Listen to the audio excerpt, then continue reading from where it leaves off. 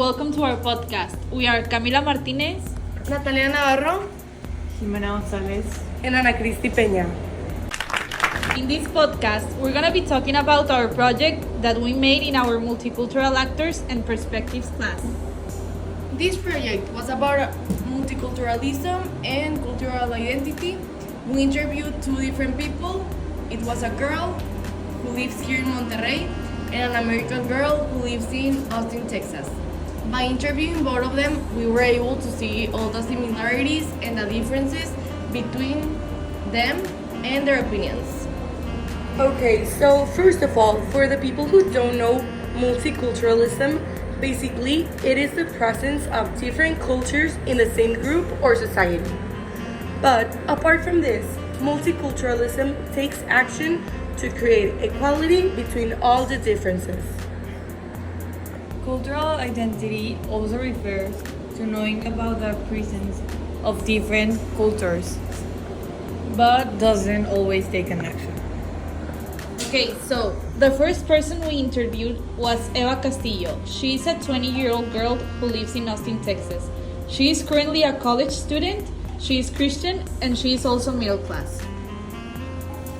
Then we interviewed the Mexican girl who is Balbina Navarro. She's a 22-year-old girl who lives here in Monterrey.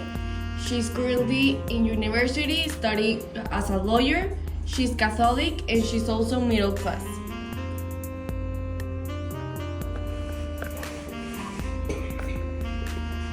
We asked both of them questions about multiculturalism and cultural identity to get to know more about their perspectives according to their nationalities.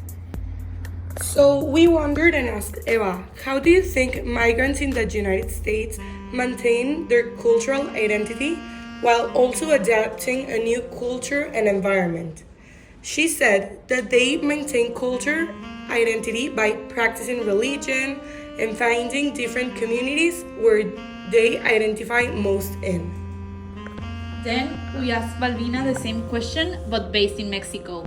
She responded that the migrants in Mexico face the challenge of maintaining their cultural identity while also adapting to a new culture.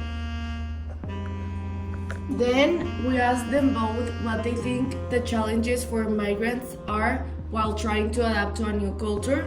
And what Eva told us was that the main challenges for them could be being criticized and discriminated against for not fitting in, which I, Natalia, agree to.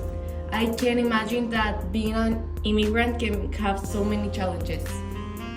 Then, Balbina answered some challenges could be the language, being judged, the values and tradition. She is also right. Imagine having to migrate to a new country and needing to fit in to their culture. Yes, Anna. We also asked both of them what their perspective is on multiculturalism where they live. Eva mentioned us that culture in Austin is a mix of different influence from a different place. Also, multiculturalism is often shown in festivals, food, and events. Well, Eva said that. Balbina said that there is also multiculturalism in Mexico, but it is not as shown as in other countries because we're a country with a very strong and firm culture. Yes, then we asked both of them if they think multiculturalism could be threatened in their country, and Eva mentioned she thinks that it could be threatened by immigration since they could change the traditional norms and values.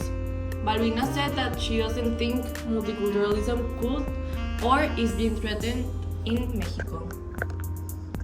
Yes, in this question, we can see the different opinions of Eva and Balbina, mostly based on their nationality and where they live.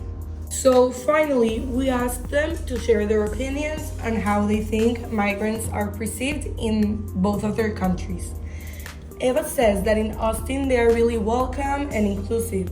Meanwhile, Balbina says that in Mexico they are usually perceived as poor people that come into the country looking for a better life. And even sometimes Mexicans don't give them credit.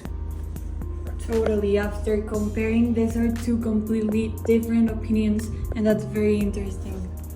Now, wrapping up, This project really helped all of us to understand a little bit more about multiculturalism and cultural diversity by having intercultural conversations and getting to know different points of view. It also helped to open up our minds and have conscious that we don't have to prejudge someone just by their culture and beliefs.